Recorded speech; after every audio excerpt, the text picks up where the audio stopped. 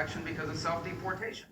And so even today we saw a report in one of the newspapers that, Donald, you've hired a significant number of people from other countries to take jobs that Americans could have filled. My mom was a maid at a hotel, and instead of hiring an American like her, you have brought in over 1,000 people from all over the world to fill those jobs instead.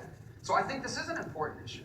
And I think we all realize increasingly that's an important issue for the country that's been debated for 30 years, but finally needs to be solved once and for all. Mr. Trump? Well, first of all, self-deportation is people are going to leave as soon as they see others going out. If you look at Dwight Eisenhower in the 1950s, they started moving people out and the rest of them left. Self-deportation, as I really define it, and that's the way I define it, is you're going to get some to go and the rest are going to go out. As far as the people that I've hired in various parts of Florida during the absolute prime season, like Palm Beach and other locations, you could not get help. It's the up season. People didn't want to have part-time jobs. There were part-time jobs, very seasonal, 90-day jobs, 120-day jobs, and you couldn't get.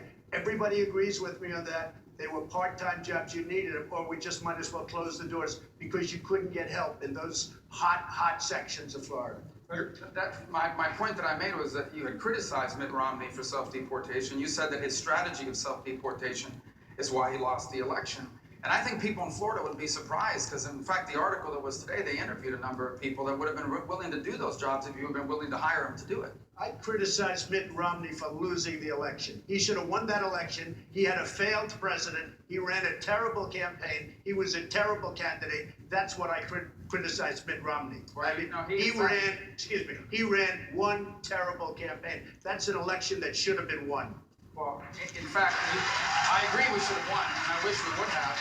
But in fact, you did criticize him for using the term self-deportation. I mean, that's on the record, and people can look it up right now online. But again, I just want to reiterate, I think it's really important, this point. I think it's fine. It's an important point that you raise, and we discuss on immigration. This is a big issue for Texas, a huge issue for the country. But I also think that if you're going to claim that you're the only one that lifted this into the campaign, that you acknowledge that, for example, you're the only person on the stage that's ever been fined for hiring people to work on your projects illegally. You hired some workers from Poland. No, I'm the only one on the stage that's hired people. You haven't hired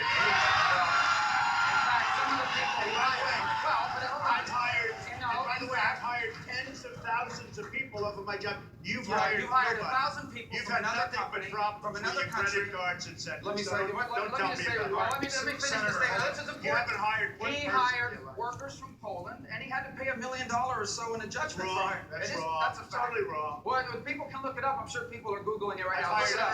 Trump Polish workers. You'll see $1 million for hiring illegal workers on one of his projects. And he did it. You know what's interesting? That happened. I've hired tens of thousands of people over my lifetime. Many from other countries instead of hiring Americans. Let me talk. I've hired tens of thousands of people. He brings up something from 30 years ago. It worked out very well. Everybody was happy. Paid $1 million. And by the way, the laws were totally different. That was a whole different world. Thank you. But I've hired people. Nobody up here has hired Senator Cruz.